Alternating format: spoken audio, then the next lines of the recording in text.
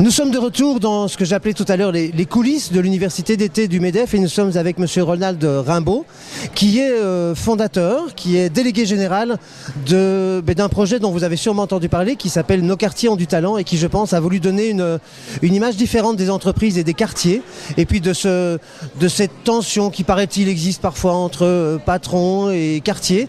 Eh bien je pense que ça c'est une action qui a permis je pense de changer un peu cette image, non ? Ça a surtout permis de donner aux jeunes issus majoritairement de ces quartiers populaires et qui n'avaient pas la chance toujours de pouvoir rencontrer des cadres à haut niveau dans les entreprises, de pouvoir toucher ces gens-là pour qu'ils les aident à la fois à affiner leur projet professionnel et puis surtout à ouvrir leur réseau, parce que le vrai problème de tous ces jeunes qui sont souvent talentueux mais qui ont un gros problème d'expérience et de connaissance de l'entreprise, c'est aussi de ne pas avoir de réseau. Donc le fait d'avoir un réseau leur ouvre effectivement la possibilité de démultiplier leurs chances d'obtenir un poste derrière. C'est grâce à tous vos partenaires que nous voyons derrière vous et qui sont à leur écoute ? Écoutez, c'est grâce à nos partenaires et c'est surtout grâce à quelque chose qu'on a mis en place qui est le parrainage, puisqu'on a à l'heure actuelle 1500 parrains qui accompagnent à peu près un peu plus de 2000 jeunes et qui sont eux-mêmes, si vous voulez, je disais tout à l'heure des cadres supérieurs, mais en général qui font la même activité. On a essayé de faire quelque chose dans nos quartiers des talents, c'est d'affecter un jeune qui fait du marketing avec un directeur de marketing, pour que quelque part cette personne donne une vision un peu de ce qu'est le futur métier à ce jeune, et puis surtout que ça permette, je vous dis, une fois que le lien est fait, de réassurer à la fois le candidat, de lui permettre de mieux aborder ses entretiens d'embauche. Enfin, voilà. Alors vous dites candidat, ça veut dire que le prolongement est régulier, vous constatez des résultats vraiment actifs et au niveau des gens qui trouvent à la suite de la rencontre avec vous et de ce maillage de réseau justement ? Écoutez, on a des résultats très actifs, même si au départ l'opération c'est d'abord une opération d'égalité des chances. Et il découle naturellement des postes qui se créent et à l'heure actuelle on a bon an mal an 60 à 70% des jeunes qui rentrent dans notre dispositif qui sont embauchés sur un métier qui correspond à leurs compétences. Est-ce que, ce sera ma dernière question, est-ce que lorsque vous êtes arrivés en leur proposant ce genre de partenariat, est-ce qu'ils vous ont tout de suite cru ? Et est-ce qu'ils se sont pas dit on va nous embrouiller là ?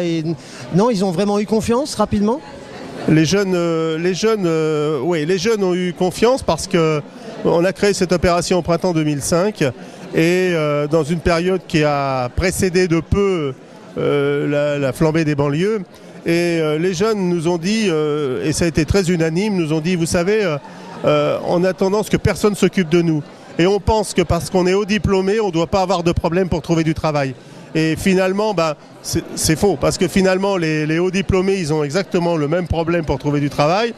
Et ils ont quelque chose qui est... On a fait une étude sur 2000 jeunes à l'heure actuelle hauts diplômés, sur l'accessibilité rapide à l'emploi. On s'aperçoit aussi, outre la discrimination, qu'il y a quelque chose qui est très important. C'est aussi d'avoir choisi le bon métier. Et un jeune qui a fait le bon choix professionnel dans sa vie, il peut habiter un quartier difficile, il peut avoir un nom à consonance. Je peux vous dire qu'il trouve du boulot dans notre dispositif. Alors je disais que c'était ma dernière question, mais ça aura été mon avant-dernière, parce que ma dernière sera, nous sommes à l'université d'été du MEDEF, c'est vraiment une grande concentration d'entreprises. Est-ce que les entreprises, elles aussi, ont eu confiance en votre projet tout de suite et comment est-ce qu'elles ont réagi quand vous leur avez parlé de « on va vous présenter des gens des quartiers, on va essayer de faire des choses avec eux » ?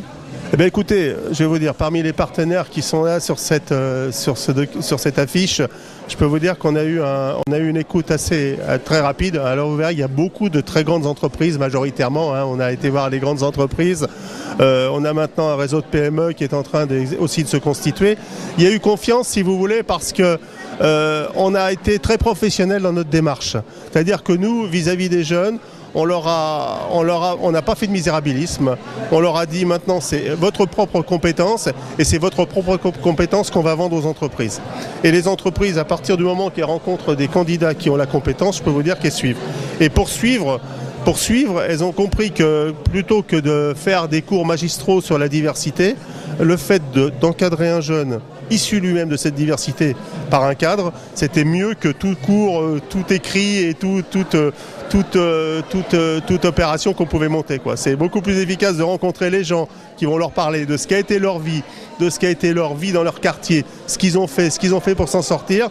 Je peux vous dire que vis-à-vis même des cadres des entreprises, on a un retour qui est fabuleux. D'ailleurs, c'est qu'on a 100 cadres plus tous les mois dans les parrains. Mais quelque part, le retour des cadres, il est important parce qu'ils nous disent on rencontre un monde qu'on ne connaissait pas et qu'on imaginait mal. Voilà. Et voilà, c'est un joli mot de la fin. La rencontre des quartiers et des entreprises, c'est finalement quelque chose d'intéressant. Comme quoi, quand on s'écoute, quand on s'entend, et quand on fait l'effort de s'exprimer et puis de parler les uns avec les autres, finalement, on agit.